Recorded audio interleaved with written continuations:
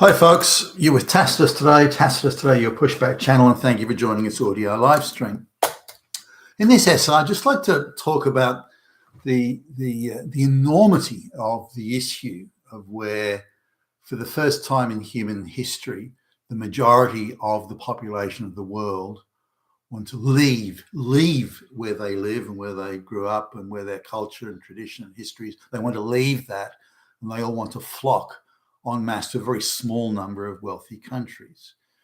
Now, depending on whose numbers you look at, somewhere between 3.5 and 4.5 billion people, some say as much as 5 billion people, that's more than half the population of the entire planet, they all want to move to the wealthiest countries in the world, which have populations of less than 800 million. They want to move to these wealthy countries. So say 4 billion, we'll just do round numbers here. 4 billion people want to move to, a small number of countries that are white countries and that only have a population of 800 million. How long do you think those rich and wealthy countries are going to be rich and wealthy if 4 billion illiterate peasants move there en masse? It ain't going to be wealthy for much longer, if at all. In fact, it'll turn into an economic basket case if that many people move there. Now, I just want to talk about, this is sort of the state that there are huge numbers of people that want to move. Now, I mentioned in a video a while ago, an essay a little while ago, about a recently arrived Indian woman from, she's from India, and she was in this thing where, and she decided to get up and make a speech about how, since she was a little girl and she was watching American, she comes from a dirt poor rural sort of village, and but they somehow managed to get a television and satellite and that sort of stuff, and it's one TV for the whole village, but so they crowd in and they look at the American or the European soap operas, British soap operas, American, so on, and they see what seems to be unbelievable wealth, incredible wealth. People have their own houses, they drive cars, there are paved streets, there are supermarkets full of grocery stores, full shelves of food. There's unbelievable, unimaginable wealth. If you're from a peasant from middle of nowhere in these dirt poor basket case countries, then you look at this and go, whoa, holy fuck. And you see the world through a village peasant, agricultural, hand-to-mouth, subsistence living peasant. You see, well, that's your frame of reference. And you just say, well, that's like my village. If I had all that wealth, if we had all that wealth, and I'll come back to that in a minute, in their concept of sort of village sharing of resources. Now, so they see all this, like, holy fuck, these people are. Now, before that, there were stories and they'd heard things, but these are people that don't have the picture books and the reference books and all the stuff that we have in the Western schools. They didn't have access to TV or things like mobile phones where you can have one internet connection for the whole village, and they all look at what's happening in the lifestyle that people in the wealthy West lead. Now, these Indians, in this case Indians, but it could be any third world peasant country, they don't look at the other poor countries in the world and say, well, I want to move there.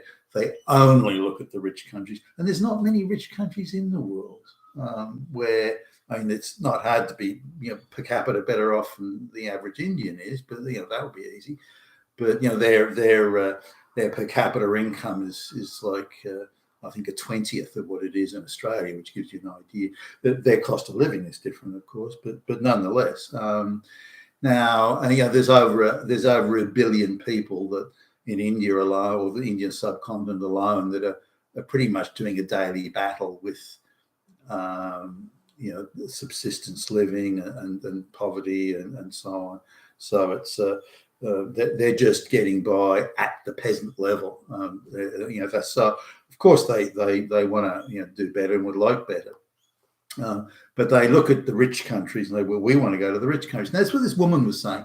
So she'd be about 30, I guess now. Only recently got to Australia. I don't know how. I don't know what skills she has. None that I can see, or none that are needed in this country for whatever she does have. Now she's saying since she's a little girl, since her first memories of being a little girl was watching these Western soap operas like Dallas or something from the United States or whatever, and because it's a show meant for the sort of the working classes, really, it shows quite basic people with basic motivations and numerous personality shortcomings, but who live in filthy rich environments. So the Indians misunderstand that, and they see it as a documentary, not as an artificial representation of what life's like.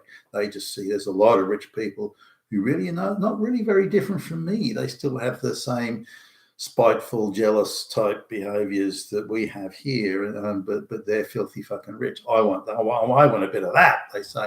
And so it's being beamed into their little mud huts now for the first time again in human history, and they see that and they say, "Whoa, I want this." Now, in Africa and all these peasant societies that live hand to mouth in subsistence living, because they live that way, they have to share the resources that they have. So the village shares everything around. Maybe there's the village head man that gets a bit more, but the village shares everything around, and any surpluses that are created are shared with the family in the village, except the family is second or third cousins of the family. So they share what they have, pretty much. They share what they have. Private ownership isn't something that they understand because they live in an environment where there's nothing you'd bother, nothing you'd care about in terms of private ownership. Like the oxen that pulls the plow to plow the fields is shared by the whole village. It's not owned by one person. If there's a quid pro quo type arrangement rather than a barter system, rather than a private ownership concept. So wealth and wealth acquisition and what's private and what's communal are seen very, very differently than how we see in the West. They've got no concept of capitalism. They've got no concept of private property. So when they look at these Western lifestyle, they see, look at all the wealth they have there. If I go there, they will share all that wealth with me. I will have access to all that wealth because look at all the wealth they've got. So they see it quite differently. And so when they arrive at these places, they see that they have an entitlement to all that wealth that's there because that's how it would be in their peasant village where people only, there's no capitalism, there's nothing, they're so fucking dirt poor, there's nothing you bother about owning or want to own. And they only get 2 or 3 years of basic schooling, so their sophistication of understanding the world is about zero. So this woman was saying from the time she was a little girl, she saw these TV shows, and she dreamed then that she always wanted to go to the White West. Didn't want to go to another country that was had a similar culture or anything. No. I want to go to the White West. I want to go where the money is. That's my dream. I'm a little girl and I'm a princess, and I want to go where the money is. And so her dream was to get to the West, which she's achieved. And then once she gets citizenship, to bring out her entire fucking village and entire wider family, so her second and third and fourth and fifth cousins can all share the bounty of the White West. If anyone in the West has got a problem with that, they're a Nazi, by the way. They're not parasitic freeloaders.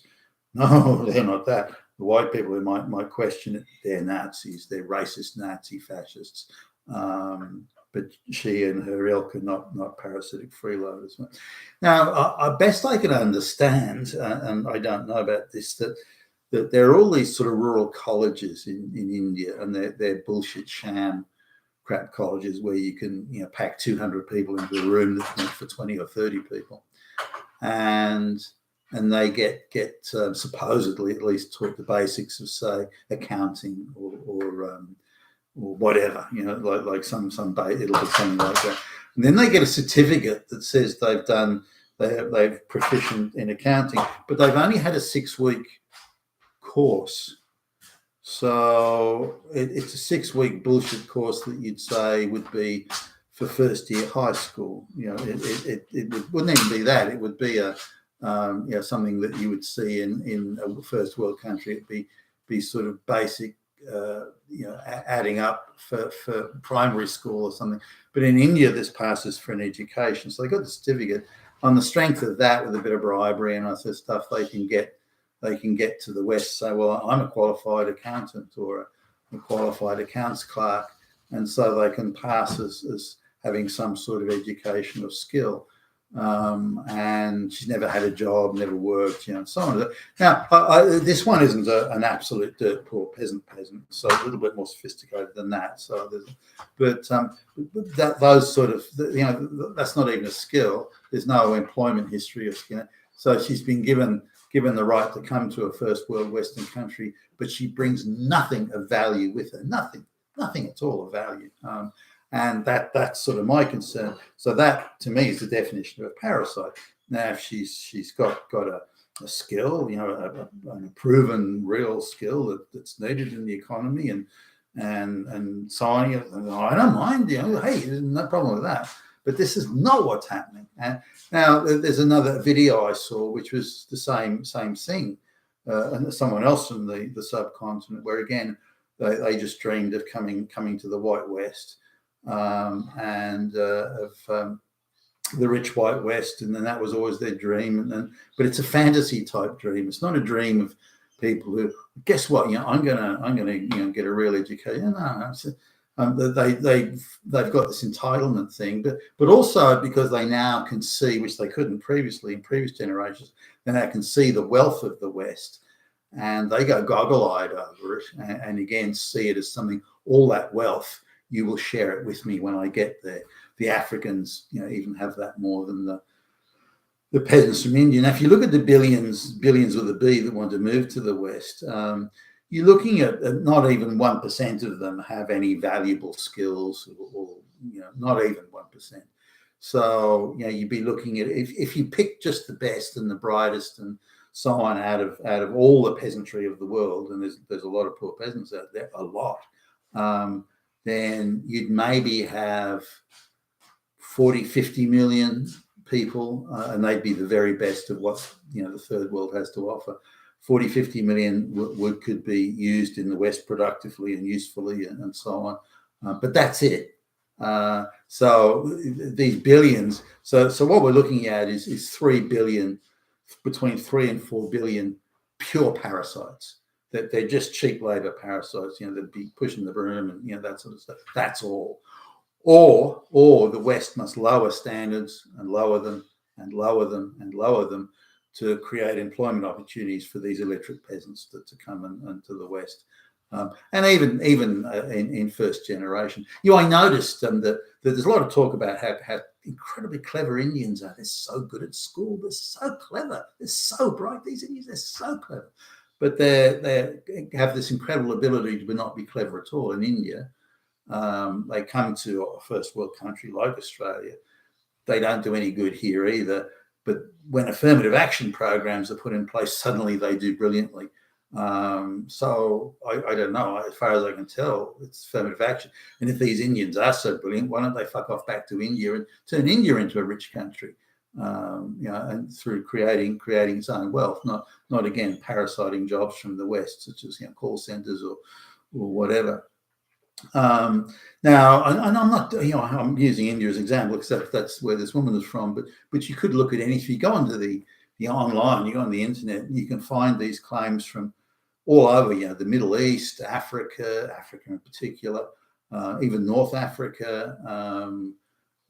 All over Asia, the Philippines, Indonesia, anywhere.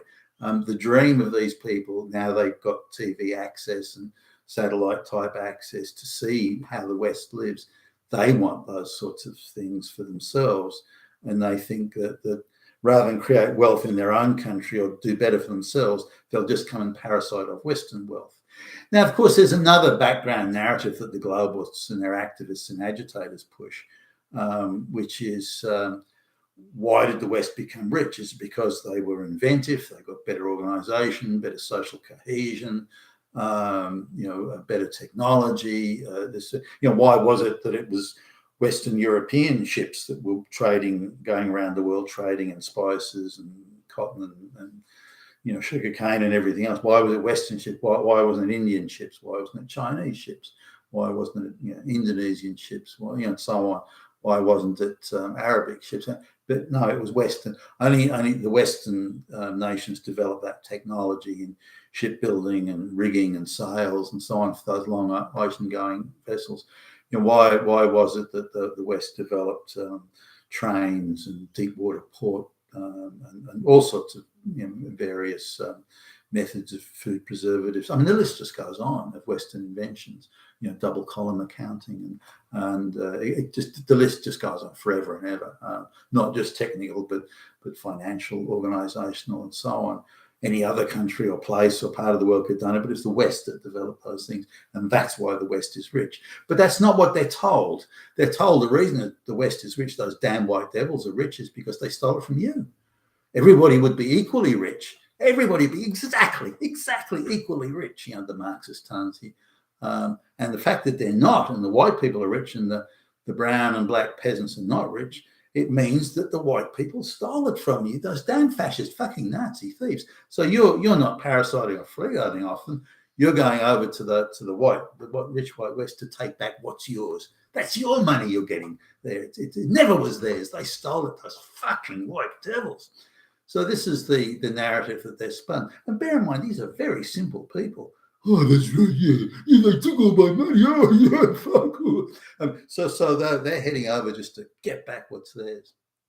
So now, again, if you go online, there's numerous people from all over the place. Again, Africa, Middle East, India, Pakistan, Bangladesh, and they're absolutely hyperventilating over getting to the West and getting there as quick as they can so they can have a piece of this bounty.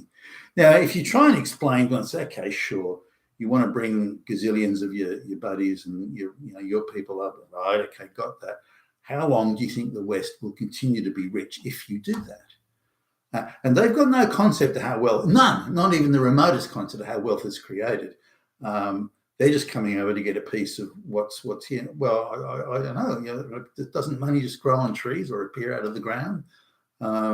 So why will the money run out? I don't know. What do you mean? Are you a Nazi? They've got no concept at all of how wealth's created and what creates new wealth, and then how that wealth will be shared, whether it be equitably or through taxation system, through health. They just think they've got a child's concept that somehow the money is infinite and will just never ever run out. It's a fantasy concept of the universe. And so they've got their fantasies about coming to the West, and their fantasies about wealth and how much they can get from it and this sort of thing. And the West, of course, is destroying itself with affirmative action programs. But the Indians in particular see it as, well, I'm being given jobs in the public service and elsewhere through affirmative action and race quotas and so on and so forth.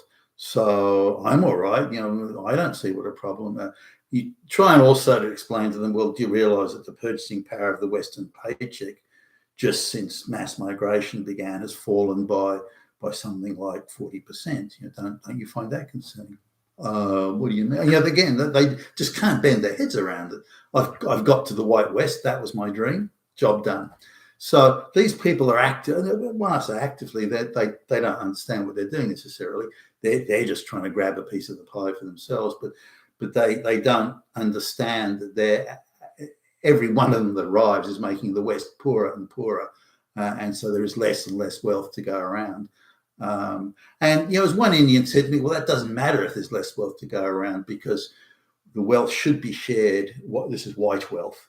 White wealth should be shared equally with us Indians, and that's equity. So it should be more equal. And if we come to the West, even if there's less wealth in the West, but we share it equally with the white people already here, then that's equality.